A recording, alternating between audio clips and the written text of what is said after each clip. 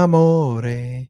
Ba-na-na-na-na-na-na. All right, guys. UFC 307 in Salt Lake City is tomorrow. I came here. This is Friday, October 4th, the afternoon. I'm trying to give you all my bets, my picks, my predictions, and just my breakdown of these fights for a great card as we see Alex Pereira defend his light heavyweight belt again this year, 2024, making history, that gentleman.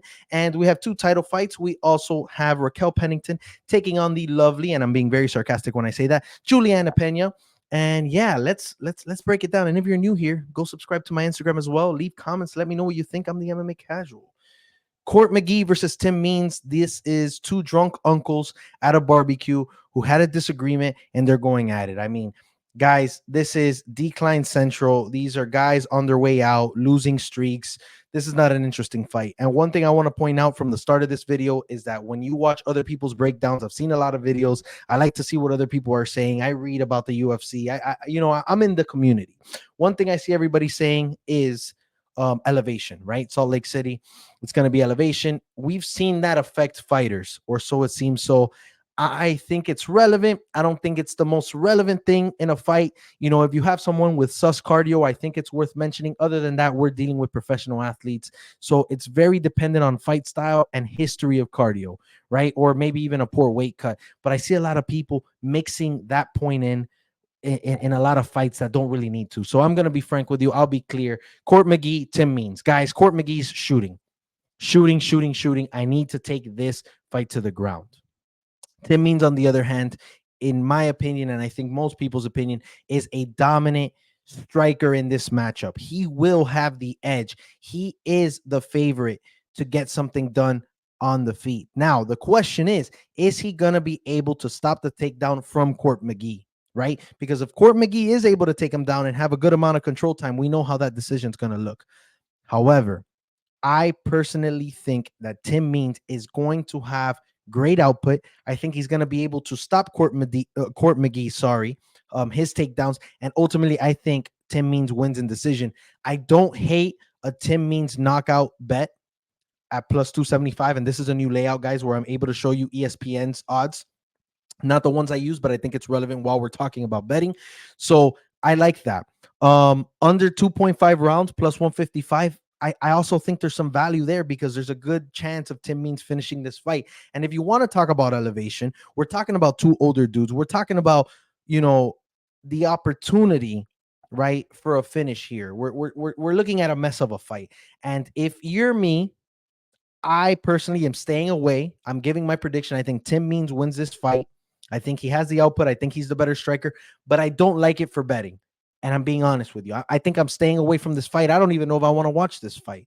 I might get up, set up a meal for the card when this is on. I'm not a huge fan, and I'm going to leave it at that, guys. Tim Means, I think that's it. If you want to sprinkle something, Tim Means by knockout.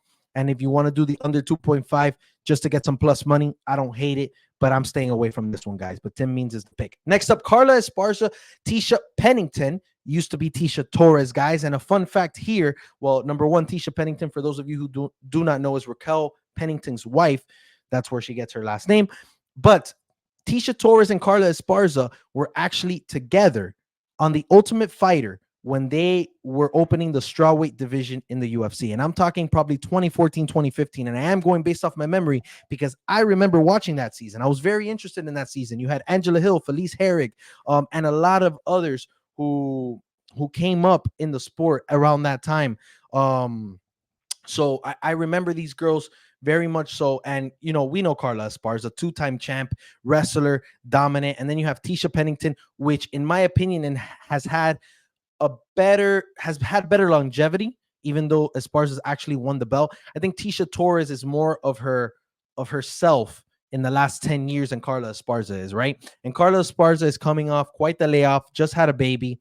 Tisha Pennington also came off a layoff after her last fight, and she looked good. So the breakdown here is simple. This is wrestler versus striker. And what I want to note here is we don't know what Carla Esparza is going to look like because she is a dominant wrestler. She could be annoying as hell. She could make this fight as boring as it comes because it's happened before. Go watch her fight against Rose Namajunas so you could see how fucking miserable you're going to be, because that's what that is. Then you have Tisha Pennington, which solid takedown defense, and just high volume. So it puts me in a predicament because this is all about who's going to have the success, who gets to really play out their game plan. Because if Tisha Pennington gets to stop that takedown, oh, she wins this fight with volume. Easy work. And Carla Esparza, we haven't seen her in some time. Maybe she doesn't have the cardio. Maybe she goes for 3 takedowns, that gets stopped, and all of a sudden she's just getting whooped for 15 minutes. Very possible. Very, very possible, guys. But you know what? I'm a man of value. I love value when we're betting. And right now, you have a 2-time champion who's proven she's a dominant wrestler versus someone who's never fought the caliber of people that her opponent has. Because Tisha, I was going to say Torres Pennington, has not fought the same contenders as Carla Esparza. Carla Esparza stood there with the best, regardless of win or loss. Carla Esparza's faced a better competition. So I think here we look at the money line bet and I see plus 155. I think I got to sprinkle half a unit, guys. And I think that my pick is Carla Esparza, hoping that she could find Tisha on the floor. And don't get me wrong, Tisha's married to a champion right now. Tisha's gotten better. Tisha's been active recently. Everything says Tisha here, but gut feeling and something about me and wrestlers. I love wrestlers. Wrestlers have proven to be dominant in the UFC. Why wouldn't we? Why wouldn't we go Esparza? And I'm going underdog here, guys. Now, you look at the line round. You see that. If you think someone could finish here under 2.5, maybe Esparza gasses out. Tisha Torres kills her. Just absolutely mauls her with volume. They have to stop. Standing TKO stoppage. Shit, plus 450.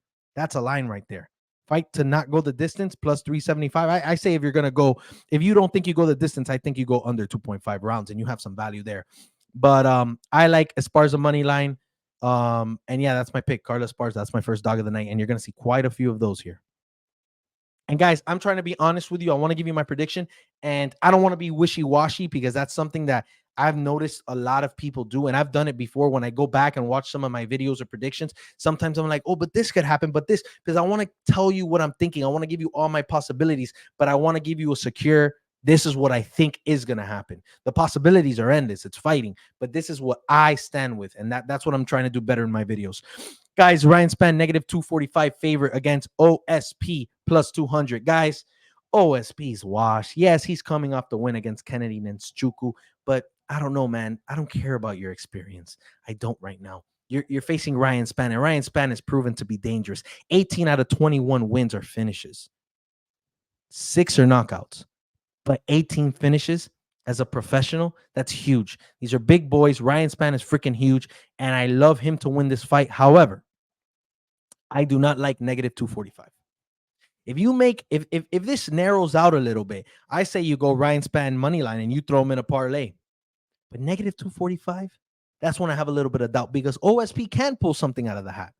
And I know I mentioned I don't want to be wishy-washy, but both of these guys are in this little losing streak / well, not streak right now, but if you look at their last 5 fights, the majority are losses.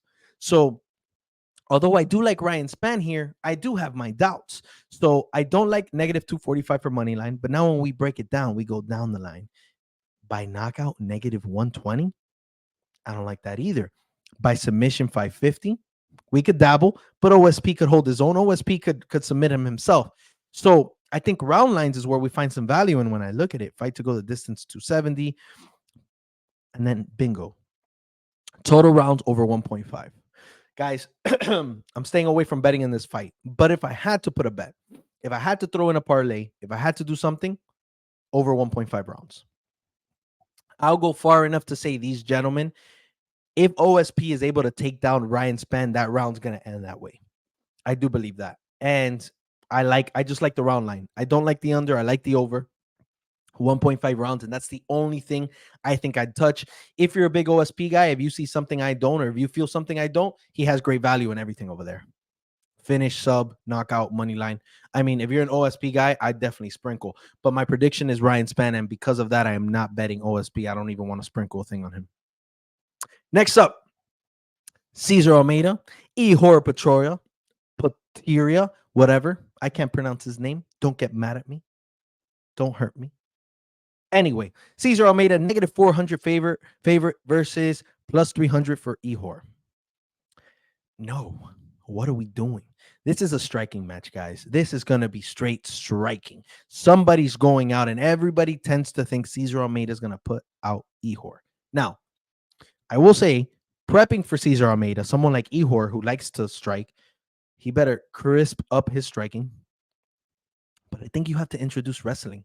Look what Kopylov did to Cesar Almeida and gave him that loss. He just wrestled. Cesar Almeida is helpless on the ground. Ihor has more MMA experience. And even though he doesn't like to wrestle or grapple, if you have okay striking against Cesar Almeida and you mix in some takedowns and control time, Ihor could take this. Now, do I think that's going to happen? No. I think Ihor's, I'm not going to say brain dead, but not the smartest fighter. And I think he's going to try to strike. He thinks he's better. And he's not the most crisp guy. You're going to see his hands down often. I think Cesar Almeida is going to win this fight. Now, it could be decision. It could be a knockout. I do like knockout. But when we look at the odds, we have negative 240. And that, to me, is not worth it. There is no value, guys. And what I continuously try to preach is that we hunt value. We do not hunt what we think is going to happen. We hunt value. And there is no value in this fight. My pick is Cesar Almeida. He's going to get the best of Ihor. If there's some grappling, Ihor has an opportunity to do something different. Maybe we see a decision. However, if these guys go head-to-head striking, Cesar Almeida wins, and that's exactly what I think is going to happen. When we look at the round line, over 1.5 is negative 105. I think there is value there. I don't think that's a bad one. Man, middleweight, they're big dudes. Under also has value. So depending on, you want to risk it, you want to throw some money at something, the over-under round line is not bad at all. Fight to go the distance plus 400. If you're feeling frisky, do it. Austin Hubbard, Alexander Hernandez. Pretty straightforward, guys. Alexander Hernandez, for me, great all-around fighter. He's had some tough losses. He's coming off of those. Austin Hubbard, he's the wrestler here. And if I remember correctly, Alexander Hernandez is coming off short notice. And that's why a lot of people start talking about elevation and how's his cardio going to look. But that's not the real issue with Alexander Hernandez. Alexander Hernandez, the issue with this guy is that he fights without a brain sometimes. This is the type of guy to have his opponent seconds away from being knocked out, and all of a sudden he chooses to grapple. That's the type of guy we're dealing with here, and that's the type of guy I do not trust. So I think Alexander Hernandez comes out explosive. I think he's looking for a finish. I think he is the better striker. But if we get through round number 1, I think this fight becomes real long for Alexander Hernandez, because once we get into that second and third round, I think Hubbard has a real good opportunity of getting some good control time, even though he has issues keeping people down. But I think his takedowns will become overwhelming. I think he is going to suffocate Alexander Hernandez. And then I think we get a real close decision. If you ask me, I don't like this fight either. I don't like it. I just don't like the matchmaking. They're making it more difficult to bet. And I know that makes sense for everybody except for us. But it's just a real tough call.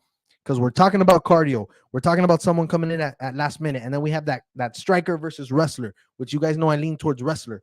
But Alexander Hernandez is a dangerous guy, and we have to realize that. So do I trust Hubbard? Not going to say I trust him. I definitely don't trust Alexander Hernandez. I'm not going to throw at negative 170. Hell no, this should be a pick 'em, right? Because there's so many things that could happen here. But I'm saying I want Hubbard. I'm going Hubbard. And the only thing that has value here, I'm going to say any decision win. I think a decision win for Hubbard plus 225 or a decision win for Hernandez plus 150 is not a bad bet. I'll go off and I'll say that. But I'm going Hubbard. That's my official pick. I really don't think I'm sprinkling a thing on this. I stand by that. Marino Rodriguez, Aceman, Lucindo, the Brazilians going at it. Guys, this is a huge jump in competition for Lucindo. Marina Rodriguez has fought some killer women in her time. She is getting a little older, but she's fought killers. She's dealt with the best. And Lucindo, this is one of those fights where you have someone on the decline and somebody on the come up. So the question is, who's where? Does the hunger win or does the experience win? And this is a close one. And I've been on the fence for a while, but I have made my decision and I'm going Marina Rodriguez.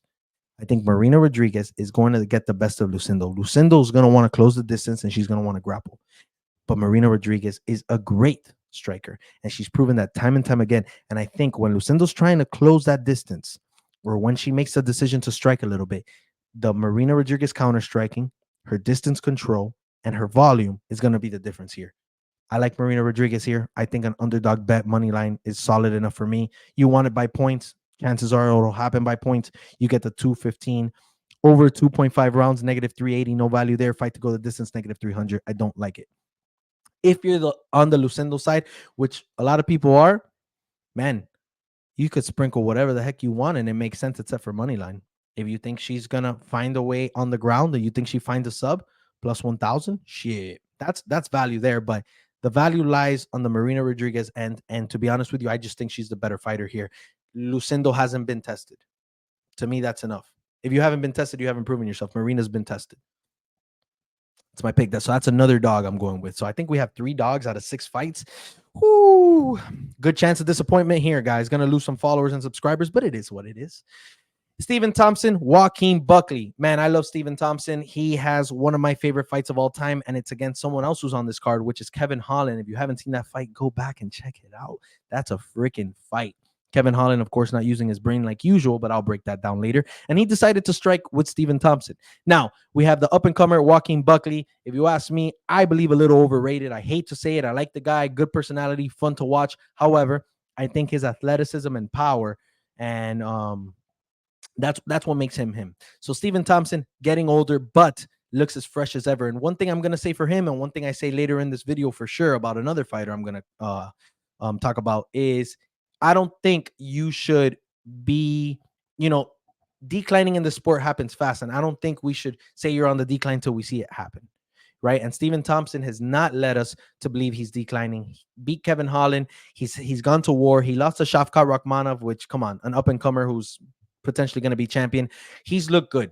And the thing about Stephen Thompson, he's a karate fighter and one of the only ones who we know make it work. His striking is impeccable. His distance control is impeccable. His kicks are deadly. He has some sneaky power, and he could avoid the takedown, right? The people who take him down, when you look at it, they're just the elite, right? So that's going to make a huge difference. Now, Joaquin Buckley, what does he have to do? Joaquin Buckley needs to take this fight on the ground. The question is, he's a smaller guy. Can he close the distance safely and get the control? I'm going to say yes. I was leaning to go Stephen Thompson here, but I am going to side with the young athletic guy, the young wrestler, who I believe is going to be able to, at the very least, hold Stephen Thompson against the cage for freaking 5 minutes at a time if he wants to. I think that is going to happen. I think he needs to be very careful because Joaquin Buckley could get real loopy. He tries to get his power involved. He tries to be a highlight. He does a lot of things that are questionable in his striking. However, I think if he could close the distance without getting clipped where he's face down on the canvas, I think Joaquin Buckley takes this fight. But Stephen Thompson is a very scary guy to bet against. When I look at the value here, what I am going to say is I don't hate Stephen Thompson money line, even though I'm not picking him. I'm giving you some value. Stephen Thompson money line, Stephen Thompson knockout. Those two, there's value there. Fight goes the distance, no, plus 145. You could sprinkle. Personally, I think these guys can be in there for 15 minutes, but I don't think it's a terrible bet. I'm not going Joaquin Buckley money line. I don't like it. I'm a little nervous about this fight. I'm going to be honest with you. Maybe decision. So to get some plus money, plus 130. But other than that, this is one of those tough ones. This is a real hard call. And especially not knowing how Stephen Thompson walks into this fight and not knowing how ridiculous Joaquin Buckley is going to be. Because if he starts getting crazy striking, you could count on Stephen Thompson putting him to sleep. That's a dangerous man and a dangerous striker. That's our feature prelim. And now we walk into the main card. And if you skipped my video up to now, hey, that's fine. I'm not calling you a casual, but you kind of are. You don't like the prelims. You don't want to listen to me yap. I understand. I get it. But let's break this down. Ketlen Vieira, Kayla Harrison. Guys, I'm on the Kayla train. She's dangerous. She came into the UFC. She's active. She beat Holly freaking Holm, UFC 300. Made her look like an amateur. Made her make the wrong decisions. One of the most experienced strikers and women fighter veterans we've seen. Ketlen Vieira, to be honest with you, not a huge fan. Never have been. Big girl. She's big and she likes to be the bully. She likes to control the fight. And I just think you can't bully Kayla Harrison. I put up a photo today. Kayla Harrison looks like Edie Falco. She is Carmela Soprano on steroids. It's hilarious. She looks just like her. I put it on my Instagram. Go check that out. But Kayla Harrison, to me, guys, I think this is going to be a mauling. It's either control time or maybe she just gets on her ground control time, clinch time, throw some dirty elbows, gets the striking going. Maybe we even see a stoppage. I don't hate Kayla Harrison at plus 225. But what I will say is you never in your life bet at negative 1150 money line. That's madness. That's insane. I just saw TJ Dillashaw say he would put $1,200 on Kayla Harrison to win $100. You're a fighter, not a better, buddy. And the roids are getting to your head. Guys, anything over like, honestly, I don't bet anything over negative 250. And already that has to be like a parlay slipping. But like when you're like betting a negative 500-600 money, like what are you doing, dude? You better be betting like $30,000. There's no value there, guys. And even with Kayla Harrison, even though she has been tested with Holly Holm, I don't recommend it. But I do like the knockout. I do like the submission. I think there's plays there. I haven't made my final decision, but Kayla Harrison is my pick. I do like a finish. It says points are even. So, but this is Kayla Harrison all the way. If you're that guy who wants to go for the long shot, man, throw Ketlin Vieira submission or knockout or something. You never know. Those things happen. Even money line, get something back. But I stay away from it. The pick is Kayla Harrison. Roman Dolidze, Kevin Holland. Dolidze. All right, Roman Dolidze, man, I really like this guy. I think he's real dangerous. He is a crazy grappler. That's a real black belt in Brazilian Jiu-Jitsu, someone you got to be careful with. And then you have Kevin Holland, a guy who I never understand, a guy I don't like betting for or betting against because you never know what Kevin Holland you get in there. You could get the smart one, you could get the durable one, or you could get the one who doesn't use his brain, like the one we got against Stephen Thompson. So when I break this down, I think Kevin Holland's the better striker, but I think Roman Dolidze makes his way down into the canvas, takes Kevin Holland down. They find their way scrambling. They're doing all sorts of shit. Now, Kevin Holland is a submission threat. Kevin Holland has long limbs. Kevin Holland is dangerous, and I believe he's also a black belt. But we're talking about a different game here. Roman Dolidze has the grappling advantage, and I'm confident in saying so. Does Roman Dolidze just want to grapple? Probably not. He's going to try to strike. He's very explosive. He's going for something. So this I think should be closer to a pick'em, but they're giving us value. And guys, I got my next dog. It's Roman Dolidze. And one of the things I want you to notice when you go to the submission odds, Dolidze is a plus 1250.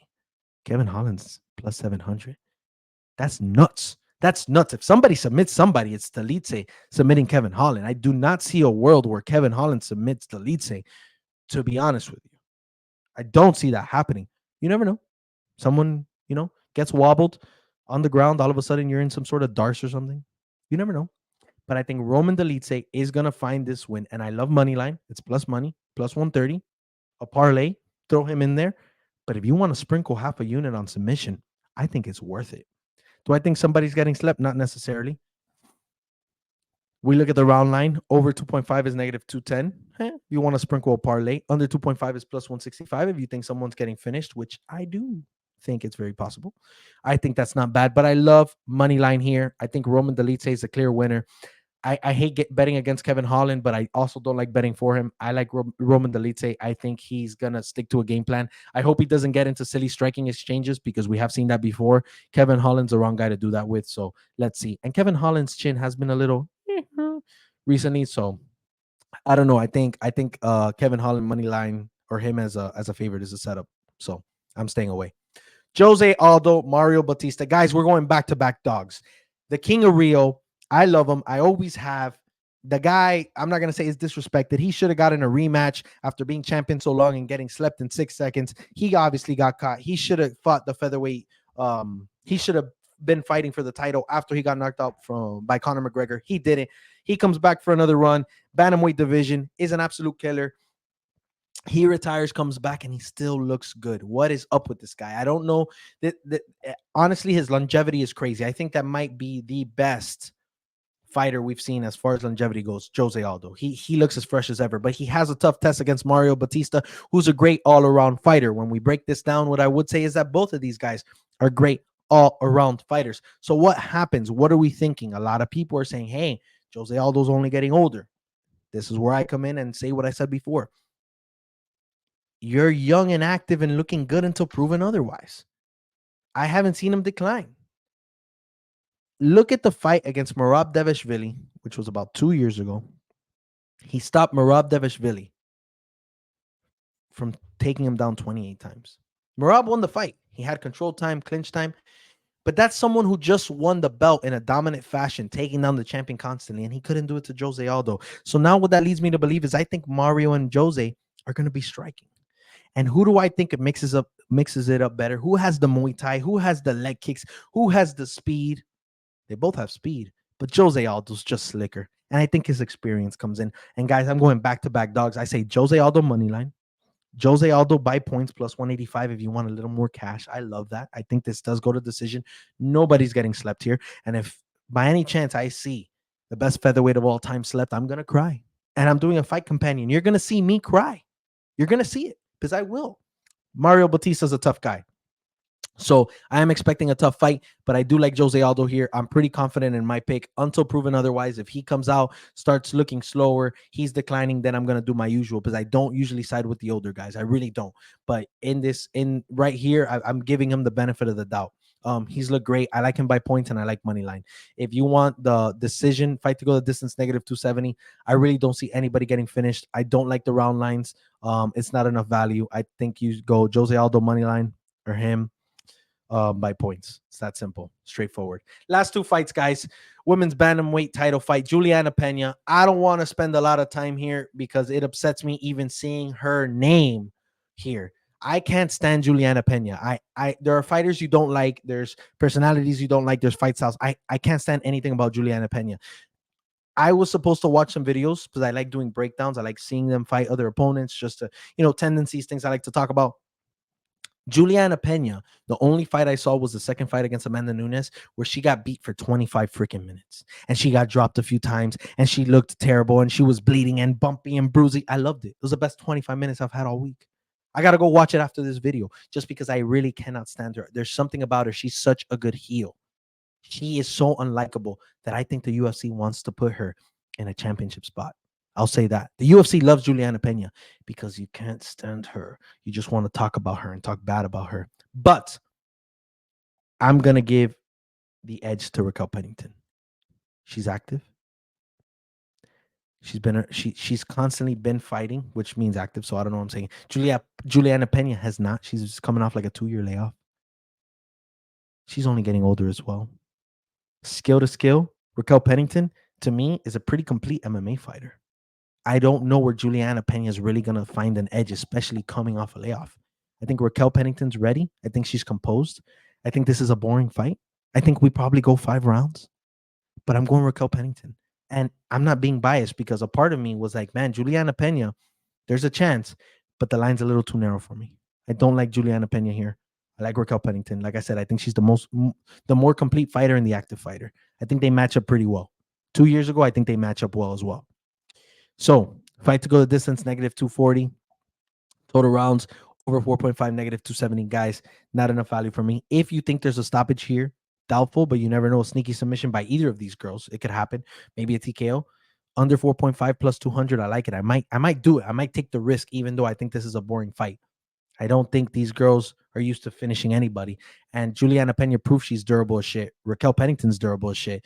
I think 5 rounds. I think this is a decision. So I got to see what it is by points. I know the odds aren't there, but I do like Raquel Pennington. I don't hate her in a parlay. Juliana Pena is dangerous, but I think Raquel Pennington's activity and her intelligence, I think she's pretty intelligent in the cage. I think that's what's going to win this fight. And I'm sorry for that breakdown. I hated it myself, but I can't stand that fight. Alex Pereira, Khalil Rountree. The light heavyweight belt is on the line. Alex Pereira, debatably one of the best come-ups in UFC history. One of the best title reigns we're potentially looking at if he continues. This guy's awesome. This guy's the people's champ. He's likable. He's a killer. His fight style's fun. He shuts everybody up. He doesn't even speak the language, and he's a freaking fan favorite. Alex Pereira is that dude. Now, He's fighting a nice dude, a good fighter in Khalil Rountree Jr., 14-5, coming up the ranks. Nice dude, humble guy. You can't like him. Nobody wants anybody to lose this fight. Nobody wants any of these guys to be slept on the canvas. However, chances are that happens. There's a good chance that happens. Now, when this fight was first announced, I was like, man, what does the UFC know that I don't? Because Khalil Rountree has not fought anywhere near the competition that Alex Pereira has. Nowhere near. And I started looking at it, and to me, these are two heavyweights, basically, right? This is like watching Tom Aspinall fight Tom Aspinall. Someone's going down. There's one takedown attempt in their UFC careers combined. These guys are just going to strike, and they both come in knocking everybody out. They both have the power to do so. They both have solid striking, so it's who catches who. So then we look at the money line. You have Alex Pereira -500 and Khalil Rountree +350. Guys, Alex Pereira has given us no reason to bet against him, especially a guy like Khalil Rountree who has not dealt with the competition Alex Pereira has dealt with. Alex Pereira is my pick. Alex Pereira by knockout is definitely my pick, but my money is going to go to Khalil Rountree money line +350. It's almost so obvious that the way to beat Alex Pereira is to get some elite wrestler who's durable and go in there and just shoot at that guy's legs for as long as he can. Look for a sub, do something. However, nobody's doing that. Even true mixed martial artists aren't doing it. They're striking with Alex Pereira, and it seems like it's just like an idiot contest. Like, all right, idiot number one saw how that guy died. Now I'm going to come. Let me do the same thing he did. And nobody's like changing the plan. Some people haven't had the chance, like Jamal Hill, poor guy. But it's almost like, why are you guys trying to disprove what's already been proven? Alex Pereira could knock any man on this planet out. I don't understand why we keep playing the game, regardless of you're a striker. Learn to grapple. If you have the opportunity to fight Alex Pereira, grappling is the way to go. It is your best bet because knocking him out isn't, even though Izzy was able to do so. But when we look at this guy's history, this is as good as Tom Aspinall. And that's why I'm trying to say this guy's like a heavyweight fighter. We're just waiting for the knockout to come. So my prediction is clear. Alex Pereira, knockout TKO. There's been no reason for us not to believe that time and time again. But Khalil Rountree is a powerful guy. And there is opportunity for him to finish Alex Pereira. So for that, I think Khalil Rountree money line is where to go. That's where the value is. And that's what I'm going to do. Now, when we go to total rounds, over 1.5, -130. Under is even. Fight to go the distance, +600. Guys, there's no way this shit goes 25 minutes. To not, it's -1200. Someone's going to sleep. I will be shocked. I will be so shocked if this round makes decision. Like, it's impossible. It's impossible. So I'm pretty straightforward there. Khalil Rountree, the problem with him, I mentioned the grappling.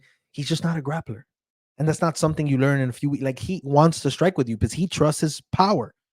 So this is a very dangerous fight, guys. And I think there's a good 1.5 to 2 minutes of feel out.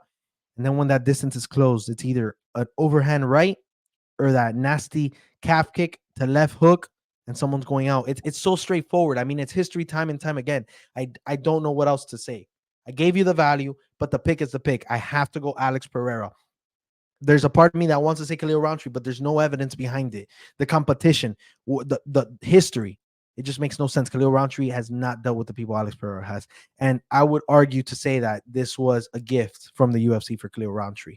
But what you do have when these things happen, when these odds happen, when these people get all of, like Sean Strickland, Izzy, all of a sudden you have the opportunity for a huge upset. And those are the huge moments that make the UFC.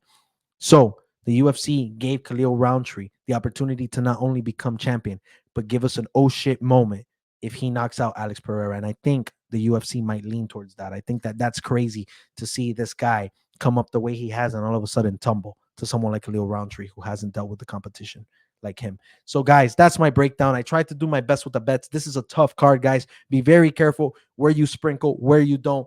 I have a lot of dogs. I want to say almost half of my fight picks are dogs. I might be in for quite the weekend, or I could just lose everything, the deed to the house or my car. Who knows? Just kidding, guys. Gamble responsibly. Be sure to subscribe. I'm the MMA Casual. Let me know how you feel below about this video and all of them. I love doing this, guys, and I'm going to be doing it for a while. Be sure to check out my fight companion. The link will be on my Instagram. See you later.